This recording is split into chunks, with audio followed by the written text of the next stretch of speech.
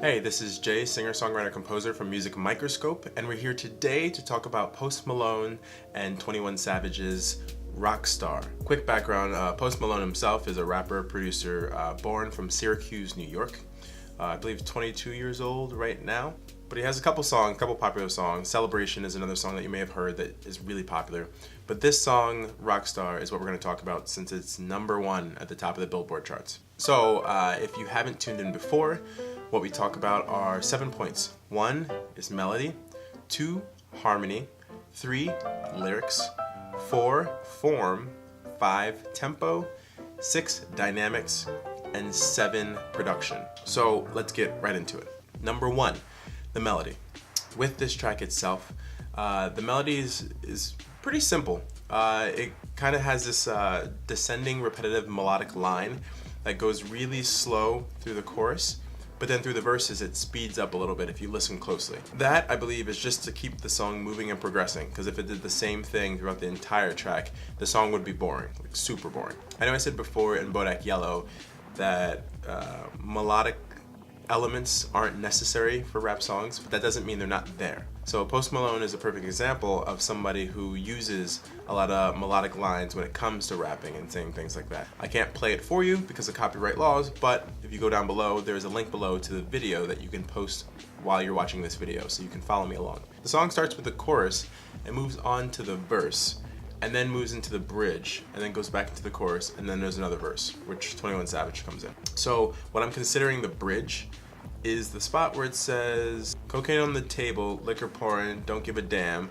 Dude, your girlfriend is a groupie, she's just trying to get in, saying I'm with the band. So this part here is pretty much the bridge of the song. I just say bridge because it really only happens once, and during the second verse where 21 Savage is rapping, he kind of just continues rapping over that bridge. So I'll just call this a bridge because it leads back up to the chorus. Really only, I don't know, you can call it a bridge or a pre-chorus, up to you. I just call it a bridge for now. But anyway, when I was talking about melody, this track itself is very melodic heavy, very heavy on melodics, very big on melodics, very melodically involved. This song really leans on the melody a lot. You'll know that is the melody of, that's like the key thing, that's what you're gonna remember the most. It sticks to your head, it keeps you singing, and it keeps you rapping with it. If you know the words, great. If you don't, you still try. So next we have harmony. Now the harmony in the song is very interesting because he uses it to differentiate the different sections within the track itself. So the form, I guess I'll touch on form too while I'm here. The form itself is chorus, verse, bridge, chorus, verse, chorus. So again, as I usually say, the chorus is what you remember the most, so it's gonna show up the most. So you have 1, 2, 3 choruses, 2 verses, and then a bridge. And again, I call it the bridge because it sounds differently and it kind of bridges back up to the chorus. It could be a pre-chorus, you can call it that as well, but for the sake, I'm just calling it a bridge. But what he does with the harmony, he takes the harmony during the chorus and does it different than the harmony on the bridge. So on the verse, you'll notice there is no harmony. At the very beginning when the song starts, so I've been fucking hoes and popping pillies, man, I feel just like a rock star. And then he gets the harmonies under that da da da da da da da da da da da da da da da. Listen closely. If you have to, pause the video and go back and play it and listen to that, and you'll hear the harmony in the background. The harmony is always there throughout that entire chorus. And then when you get to the verse, the harmony's gone. There is no harmony. And that's one of the things that help you differentiate the difference. Differentiate the difference. Tell the difference. Whatever.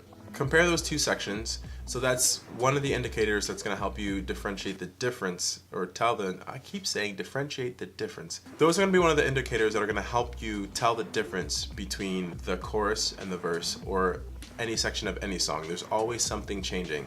A chorus and a verse isn't going to sound exactly the same. If it does, the song is probably not #1 on the charts. So now when you get to the bridge or the pre-chorus, you'll hear the harmony comes back, and it's there that entire time. It's similar to the chorus, which is why I call this a bridge or pre-chorus, because it kind of leads you back into the chorus. But the harmonies come right back, and that's where he has it. So during the verses, you can tell the difference because there is no harmony. During the bridge and the actual chorus of the song, you'll hear harmony in the background the entire time. It's a little more pronounced in the bridge than it is during the chorus, but that's because the bridge itself is a little bit livelier. It's like the high point of the song in a way, which is interesting, but we'll get into that. So then we get to 3, lyrics. I mean, the lyrics are pretty self-explanatory. It's called Rockstar. He's pretty much talking about his life, or the life is feeling like a rock star, or the life that he's living that makes him feel like a rock star. Talking about popping pills, sleeping with a lot of women, having cars and guns and stuff like that, just relaxing, smoking. It's pretty much the life of a rock star is what he's saying. I mean, I don't know what else to say about that, but that's pretty much the lyrics. That's that. Tempo here, again, you know, you want to get the tempo to match the feel of the song, or match the lyrics and match the groove of the song. Nothing crazy, nothing really fast. If it was really fast, it would be a completely different song. If it was really slow, it'd be a completely different song. It'd be a ballad, which would be weird. So we have this tempo, a little laid back. We get to dynamics. Now, I'd say throughout this song, it's a slow build. When I did Sorry Not Sorry, we talked about the song being in waves. This song is the same thing. At the beginning, it starts with a chorus, which is here, and then it gets to the verse, which is kind of like starting to waver a little bit because it changes a little bit from the chorus. And then you get to the bridge, which is he's singing high. He's pretty much at that high point, and then it comes right back down a little bit to the chorus, and then it goes into the next verse with 21 Savage coming in. If your song isn't changing and the song isn't progressing, or something isn't changing about the song or keeping it interesting, then it's not going to make it to number 1 at the top of the charts. It needs to be interesting. If your song is boring, it sucks. It's just that. You have to keep the entrance going. And then, last but not least, we get to production. Something that I noticed when I was trying to replicate my own version of this track. Post Malone, even with his other songs like Celebration, he has this weird even softness to his tracks. So even though you have the 808s that are like pumping and kicking, and the kicks that are going, and the hi-hats that are high-pitched and going through, for some reason, I guess mixes it and masters his music in a way that it not like crushes everything, but everything just has like this even flow. You still feel the difference with the kick, and you hear the hi-hats, but everything is a little more soft and a little more subtle. And I think that's a really interesting way. It's really a different type of production that I haven't heard before. I think in a way it gives him his own sound. Like it's his own Post Malone post-production sound. Post. And also with this production itself, in this track you'll notice another thing, which is the drops. So it's pretty much the drops with no music. Again, to keep the song and the track interesting and relevant, sometimes he has to have drops where all the music cuts out and then something happens. It's building excitement pretty much. So when he drops right before 21 Savage comes in, and it just builds, it gives you more excitement. It's energy, it's craziness, it's something going on. And you're listening to the music saying, whoa, what's happening? It's dropping. Is the song over? Oh, something's happening. Something's coming. And you listen. It makes you listen and not fall asleep droning to the same line over and over and over again. But that's our quick analysis of this track. So on the music microscope scale, I give this track an A.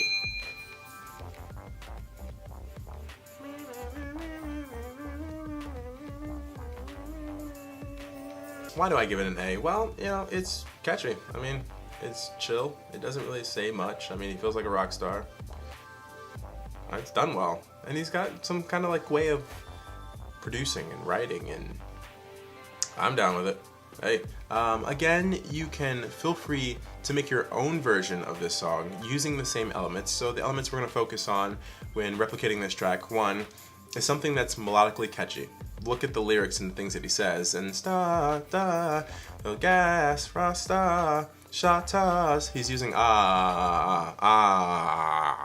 the end of everything. He's just rhyming everything with or r. He's got the pirate. Just call this the pirate song. But either way, we're gonna focus on using something that's melodically catchy, something with the verses and lyrics and choruses that you can hear the difference. I'm also going to, follow the same harmonic structure where the harmony happens during the chorus and the bridge, and not during the verses.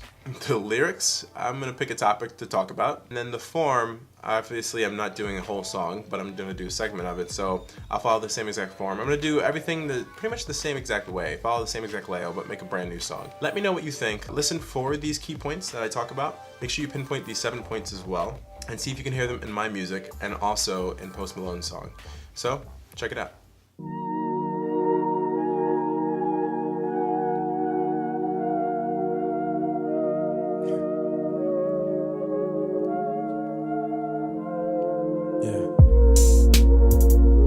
I don't have the money right now, but I promise that I'll pay ya.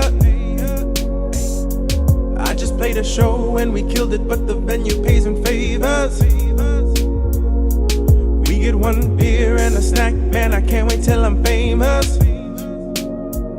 But I gotta pay these bills, so I leave it on the stage, save for later. Everything I've done did it right, but I'll never get the paper. They may say I'm good, but they never really know until they save ya.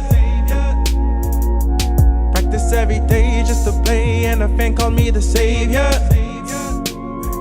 But it's funny cause I never ever felt that way, I'm just a player. People always talking, us just saying I got it bad, but my tuition cut me deep in the sad. Oh, it's sad. People always wanna praise me, saying I'm doing well, but it's funny cause I feel like I fell back down, like I fell back down. I don't have the money right now, but I promise that I'll pay ya. I just played a show and we killed it, but the venue pays in favors. We get one beer and a snack, man, I can't wait till I'm famous. But I gotta pay these bills, so I leave it on the stage, save for later.